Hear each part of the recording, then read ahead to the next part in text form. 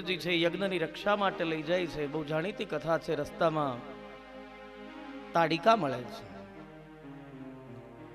विराट स्वरूप लई अने ताड़िका आवी राक्षसी। भगवान रामे ताड़िकानो वध कर्यो।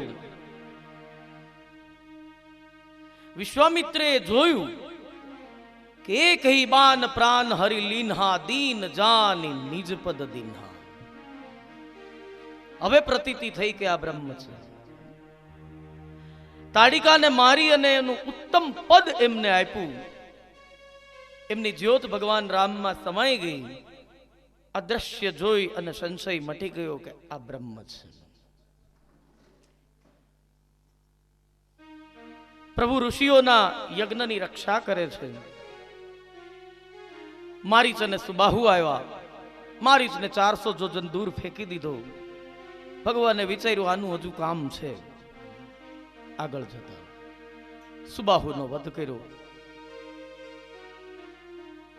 જનકપુરથી કંકોત્રી આવી છે। નિમંત્રણ આવ્યું છે વિશ્વામિત્ર મહારાજને। જનક દુલારી શ્રી સીતા છે। એમનો સ્વયંવર છે। બંને ભાઈઓને લઈ અને જનકપુર જાય છે। રસ્તામાં અહલ્યાનો ઉદ્ધાર થાય છે। આમ તો બહુ જાણીતી કથા છે। રામચરિત માનસ તો બહુ લોકભોગ્ય છે, લોક પસંદ પણ છે, સરળ પણ છે। એટલે બધી કથાઓ છે મોટે ભાગે સર્વ વિદિત હોય છે। પણ આ અહલ્યાના પ્રસંગની અંદરથી એક ગુણ લેવા જેવો છે। ગૌતમ ઋષિના પત્ની અહલ્યા એમણે ભૂલ કરી, શ્રાપ મળ્યો, સ્ત્રીમાંથી શિલા બની। પણ એ રસ્તામાં શિલા તરીકે રહી, કે છુપાઈને ન રહ્યા। અહલ્યાના પ્રસંગમાંથી એટલું જ મળે, કદાચ ગમે તેટલી મોટી ભૂલ થઈ જાય, જગતની સામે જાહેર કરવી જોઈએ। ભૂલને છુપાવો નહીં, જાહેર કરો। ભૂલને જાહેર કરીશું અને રસ્તામાં પડ્યા રહેશું ને તો કદાચ કોઈક રામ છે આવી અને ચરણ સ્પર્શ કરશે તો ફરીથી પાછા મૂળ સ્વરૂપમાં આવશું। અહલ્યા માર્ગમાં હતા, શિલા જોઈ। ભગવાન પૂછે છે ગુરુને, ગુરુદેવ આ શું છે? પરિચય આપ્યો, એ ગૌતમના પત્ની અહલ્યા છે। શ્રાપથી શિલા બન્યા છે, પથ્થર બન્યા છે। ભગવાને ઉદ્ધાર કર્યો। બંને ભાઈઓને લઈને વિશ્વામિત્ર જનકપુરીમાં આવ્યા છે, મિથિલામાં આવ્યા છે। ભવ્ય સ્વાગત થયું। જનક મહારાજ સ્વયં મળવા માટે આવે છે। બંને રાજકુમારને જોઈ અને મોહ પામે છે। વિશ્વામિત્રને આડકત રીતે પૂછે છે કે આ બંને ભાઈઓ કોણ છે? વિશ્વામિત્રે લૌકિક પરિચય આપ્યો। અવધેશ મહારાજ દશરથના 4 પુત્રોમાંથી આ 2 પુત્રો છે। નામ છે રામ, લક્ષ્મણ। જનકજીએ ખાનગીમાં પૂછી લીધું કે મહારાજ હું વિરક્ત છું, વૈરાગી છું, મુક્ત છું।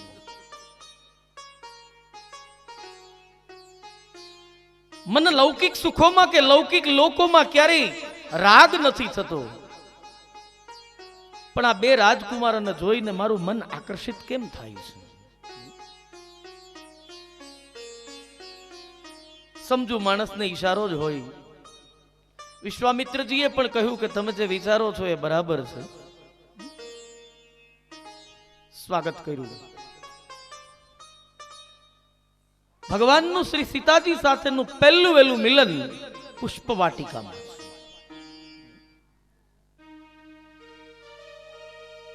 ભવાનીના દર્શન કરવા માટે શ્રી સીતાજી પોતાની સખીઓની સાથે આવે છે। પુષ્પવાટિકામાં ફૂલ ચૂટતા ભગવાન રામ સૌ પ્રથમ વખત સીતાજીને જુએ છે। तेहि अवसर सीता कहलाए दुर्गा पूजन जाननी पढ़ाए, यही अवसर सीता तहाई।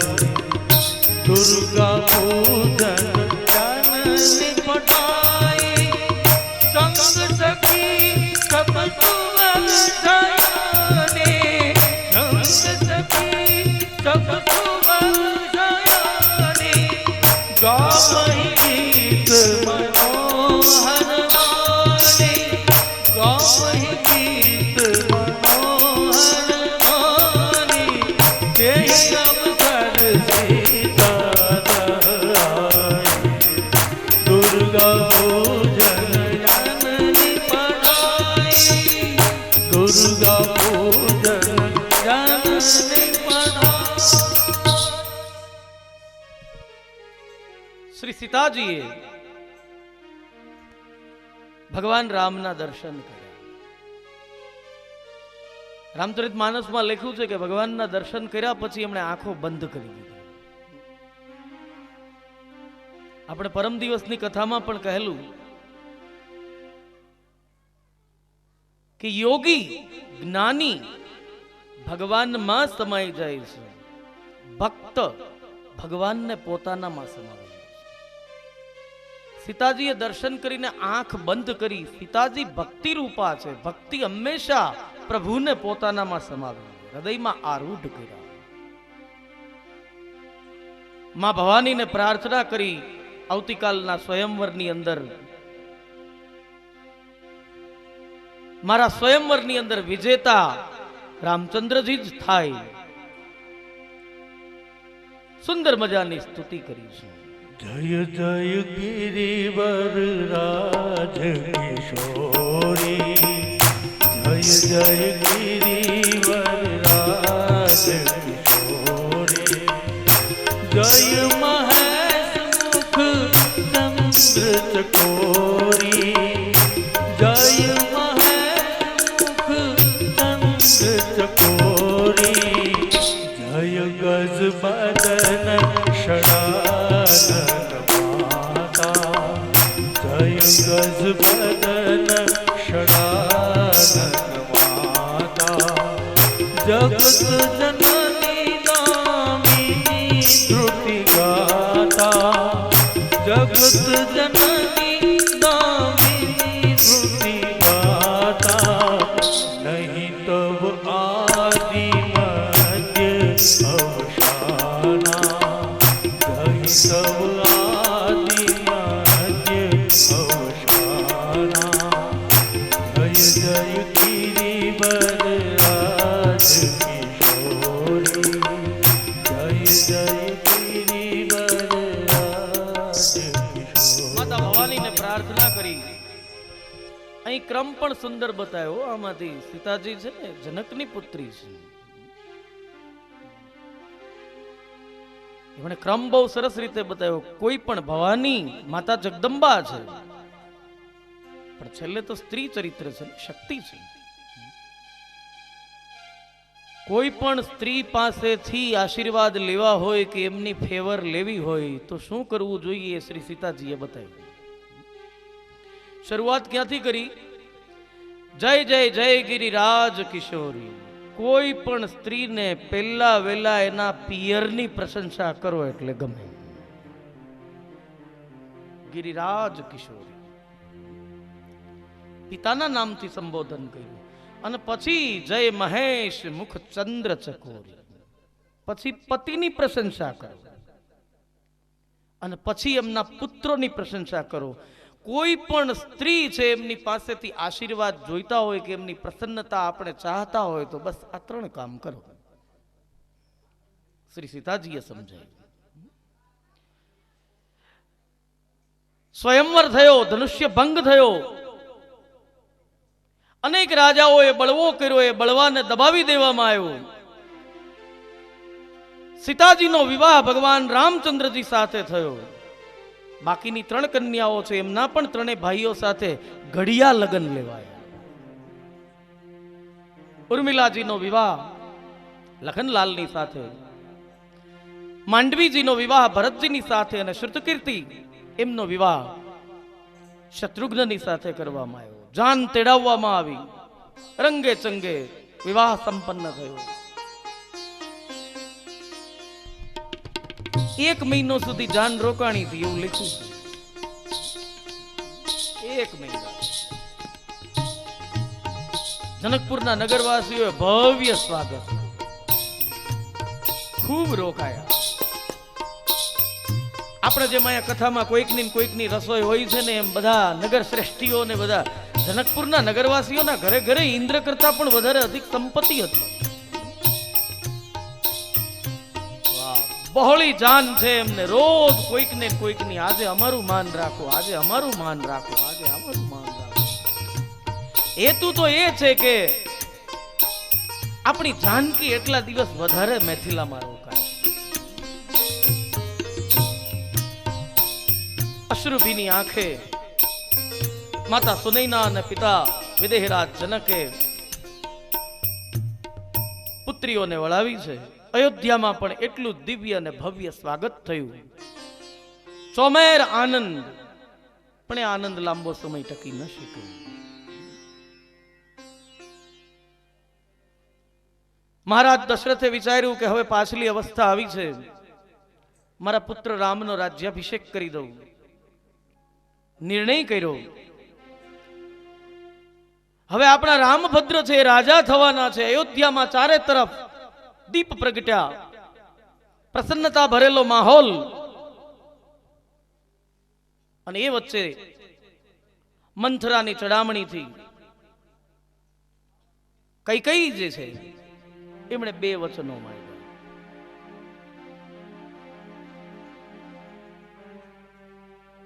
પોતાના લેણા હતા એ યાદ અપાવ્યા. મહારાજને કહ્યું, મને 2 વચન આપો. તાપસ બેસ વિશેષ ઉદાસી 14 બરસ રામ બનવાસ. તપસ્વીનો વેશ ધારણ કરી અને રામ 14 વર્ષ સુધી વનમાં જાય અને મારો પુત્ર ભરત છે એમને સત્તા ઉપર આરૂઢ કરવામાં આવે. અયોધ્યામાં ધીમે ધીમે કરતા આ વાત ગલીએ ગઈ. આનંદનો માહોલ હતો, એમાંથી શોક પ્રગટ થયો.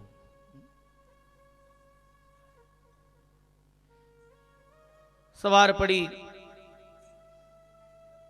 સુમંત્ર દ્વારા ભગવાન રામચંદ્રજીને કહેણ મોકલવામાં આવ્યું. રામભદ્રજી છે એમને સમાચાર મળ્યા. માતાએ 2 વચન માંગ્યા છે, મારે વનમાં જવાનું છે. રામજી રાજી થયા.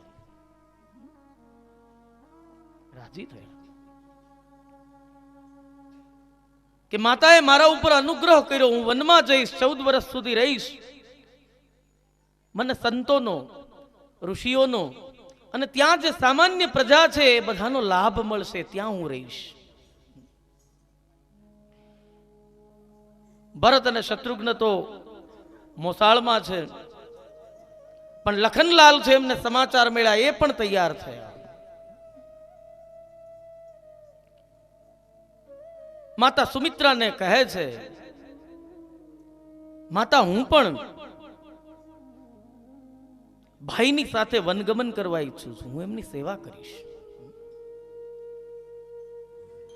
ધન્ય છે સુમિત્રા કે એમણે પોતાનો પુત્ર છે એ રામની સેવામાં સમર્પિત કરી દીધો. બેટા, પૂછવા ન આવવાનું હોય. બહુ સુંદર ચોપાઈ છે, આપણે વિસ્તારમાં નથી જવું, પણ અવધ વહાં જહાં રામ નિવાસુ તહાં દિવસ જહાં ભાનુ પ્રકાશ. બેટા, રામ વગરની અયોધ્યા રહેવાની જ નથી. એનો પ્રાણ તો રામ છે. આ તો શબ પડ્યું રહેશે 14 વર્ષ સુધી. જ્યાં સૂર્ય પ્રકાશમાન હોય ને ત્યાં જ દિવસ હોય. બેટા, પૂછવા ન આવવાનું હોય, નીકળી જવાનું હોય.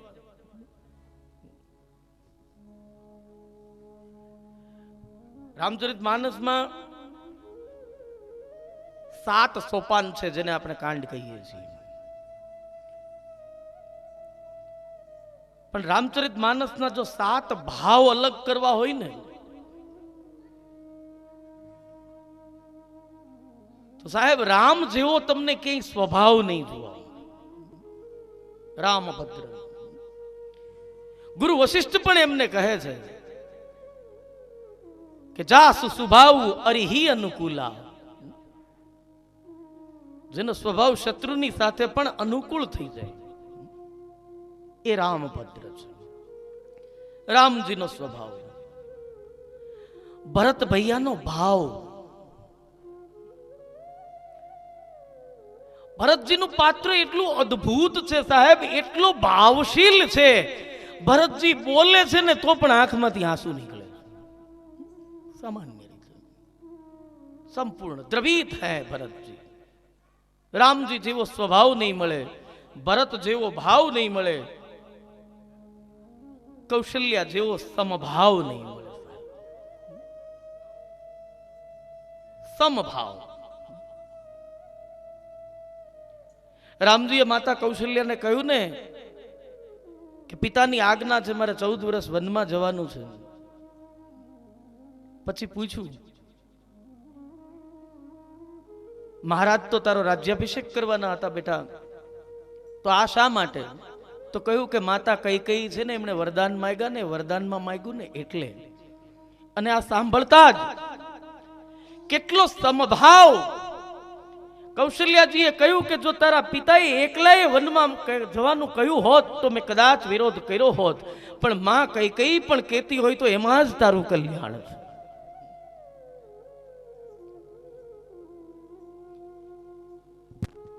એ સમભાવ છે. માતા સુમિત્રાનો સદભાવ. સુમિત્રા જેવો સદભાવ નહીં મળે. પોતાનો પુત્ર સુપ્રત કરી દીધો, અને સુપ્રત એ રીતે કે બેટા વનમાં જાઓ, મોટા ભાઈની સેવા કરજો, પણ એ રીતે કરજો, આજથી તું ભૂલી જજે કે તું દશરથ અને સુમિત્રાનો પુત્ર છે. તાત રામ માતુ વૈદેહી. એમ માનજે કે પિતા એ રામ છે અને વૈદેહી તારી માતા છે. સુમિત્રાને 2 પુત્રો અને 2 સમર્પિત કરી દીધા. શત્રુહન ભરતની છાયા છે, લખનલાલ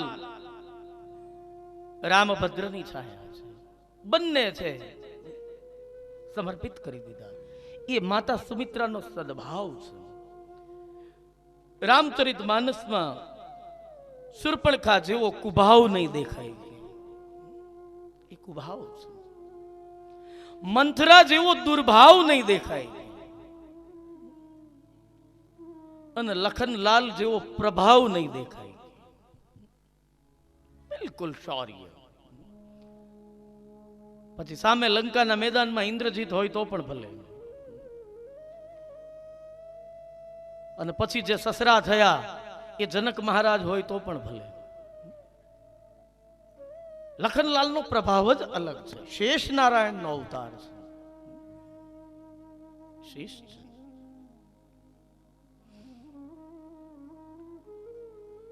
રામજી, લખન ભૈયા અને શ્રી સીતાજી વનગમન કરે છે. તમસા નદીના કાંઠે એક રાત્રિ કરી, ગંગા પાર કરીને કેવટની પાસે આવે છે. અદ્ભુત છે પાત્ર કેવટ. નિષાદરાજ શૃંગવેરપુરમાં વિશ્રાંતિ કરે છે. કેવટ ગંગા પાર કરાવવા માટે બોલાવે છે ત્યારે કહે છે, પ્રભુ હું આપને ગંગા પાર નહીં કરાવું. રામચરિત માનસની અમુક ચોપાઈમાં તુલસીએ જેમ મૂક્યું છે ને સાહેબ, શ્રેષ્ઠ મૂક્યું છે. અભણ જે ક્યાંય કોઈ જગ્યા ઉપર વેદ વેદાંતની ચર્ચામાં પણ સંમિલિત નથી, ભણવું તો દૂર રહ્યું, એ માણસ ભગવાન રામને ગંગા પાર કરાવવાની ના પાડે છે. માગી નાવ ન કેવટ આવા. એ ભગવાન હું આપનો મર્મ જાણું છું. વેદાંતની ચર્ચા કરી હોય, માથે રાફડા થઈ ગયા હોય એ વ્યક્તિઓ પણ એમ કહે છે કે નેતિ નેતિ નેતિ, બ્રહ્મને સંપૂર્ણપણે જાણી ન શકાય. અને કેવટ કહે છે હું તમારો મર્મ જાણું છું. ઘણી વખત ભણેલો ભૂલી જાય સાહેબ, અને અભણ પાર થઈ જાય. આ આધ્યાત્મ જગત છે. અધ્યાત્મ જગતની અંદર શ્રદ્ધા અને ભાવ બહુ મહત્વનો છે. કેવટે ભગવાનના ચરણ ધોયા,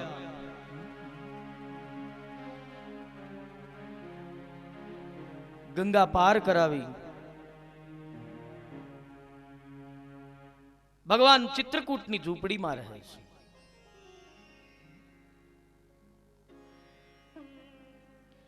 ભરતજીને સમાચાર મળ્યા આ તરફ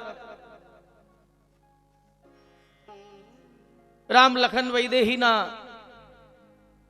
વિયોગમાં દશરથ રાજાનું મૃત્યુ થયું. શ્રવણના માતા પિતાએ જે શ્રાપ આપેલો એ શ્રાપ કઈ રીતે મિથ્યા થઈ શકે? બ્રાહ્મણનો શ્રાપ છે કે અમે પુત્ર વિયોગે જે રીતે મૃત્યુ પામીએ છીએ, મહારાજ તમારે 4 પુત્રો હશે પણ મૃત્યુના સમય એક પણ હાજર નહીં હોય. દશરથ રાજાનું દેહ વિલય થયો. ભરત શત્રુઘ્ન આવ્યા, સમાચાર મળ્યા ભગવાન રામના વનવાસના.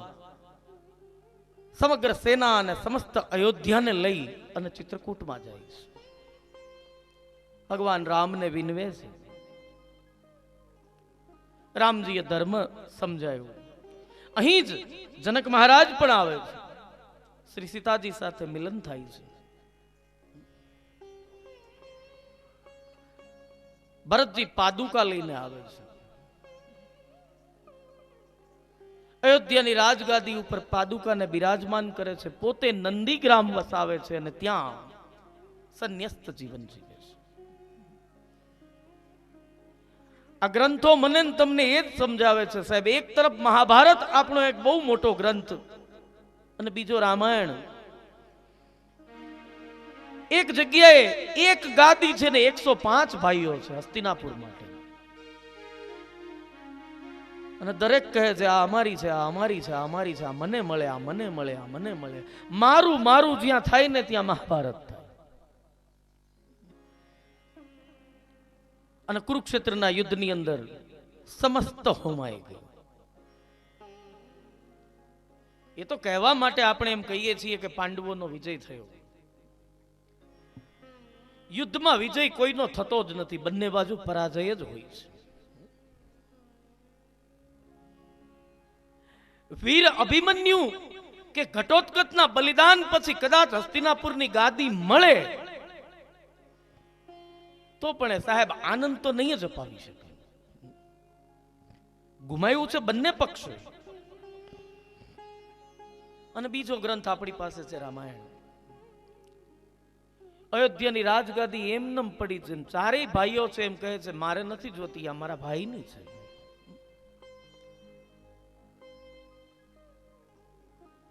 એ તો રામાયણ શબ્દને આપણે થોડોક છીછરો કરી નાખ્યો. કંઈક ખરાબ થાય કે એવી કંઈક માથાકૂટ હોય ને એટલે તરત જ કે આ એની જ રામાયણ છે ને. શબ્દ ખોટો છે સાહેબ. રામાયણ થાય ને જીવનમાં તો બહુ સારું. મહાભારત જ મંડાતા હોય છે. જીવનમાં રામાયણ થાય. રામજી કહે છે કે મારા ભાઈને જો ગાદી મળતી હોય તો 14 શું આજીવન વનવાસ માટે તૈયાર છે. ભરતજીને ગાદી મળી, ન સ્વીકારી. પાદુકા મૂકો અને મારા કારણે મારા ભાઈને વનવાસ થયો, હું પણ વનવાસ જેવું જ જીવન જીવીશ. નંદીગ્રામ જતા રહ્યા. લખનલાલ મોટા ભાઈની સેવામાં છે, ભરતજીની સેવામાં શત્રુઘ્ન છે, સુમંત મંત્રી છે, શાસન ચલાવે છે. અદ્ભુત છે રામાયણ.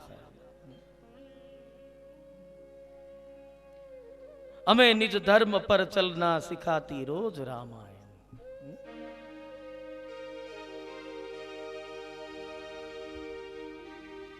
हमें निज धर्म पर चलना सिखाती रोज रामायण. सदा शुभ आचरण करना बताती रोज रामायण. हमें निज धर्म पर चलना सिखाती रोज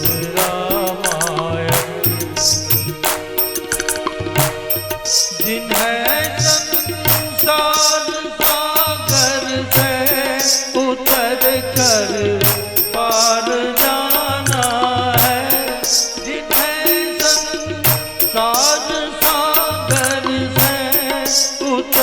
कर